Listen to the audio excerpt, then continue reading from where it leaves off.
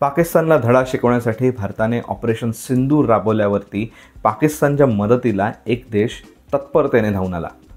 त्या देशाचं नाव तुर्कस्तान। या तुर्कस्तानने पाकिस्तानला सढळ हस्ते मदत केली।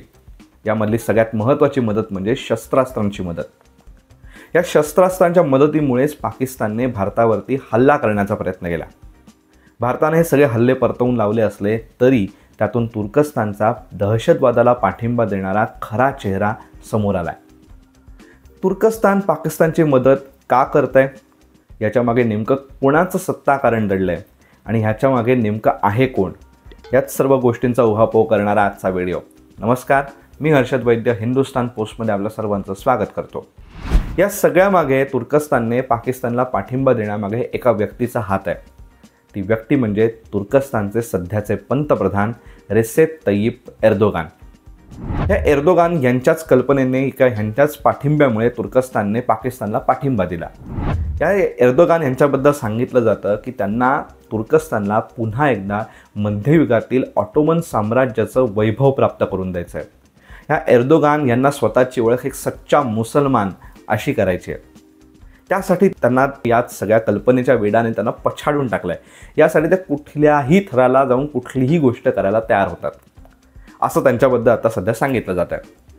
मग पाकिस्तानचा संबंध कुठे येतो, तर पाकिस्तानला सध्या किंवा पाकिस्तानी नागरिकांना सध्या तुर्कस्तानमध्ये नोकऱ्यांच्या बऱ्याच संधी उपलब्ध होत आहेत। सर्व प्रकारची कमी दर्जाच्या कामांच्या संधी ही पाकिस्तानी नागरिकांना दिली जाते। त्यासाठी त्यांना विजामध्ये सवलत वगैरे या सगळ्या गोष्टी दिल्या जातात। त्याच्यामुळे पाकिस्तान हे सध्या तुर्कस्तानच्या बाजूने उभं राहत आहे। एर्दोगान यांच्या सगळ्या कारवायांमध्ये सुद्धा पाकिस्तानचा सक्रिय पाठिंबा असतो।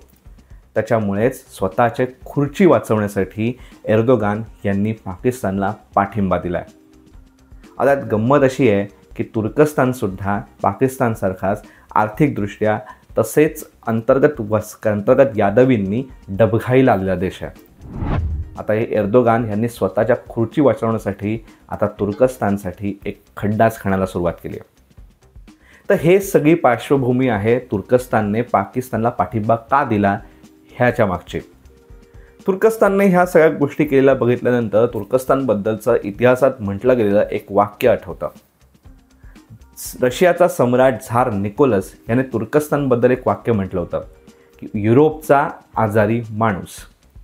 तुर्कस्तानने गोष्टी या करत असलेल्या गोष्टी बघितल्यानंतर ते वाक्य किती समर्पक होतं हे आता दिसत आहे। तुर्कस्तानने आता पाकिस्तानला पाठिंबा देऊन स्वतःसाठीच खड्डा खाण्याला सुरुवात केली आहे।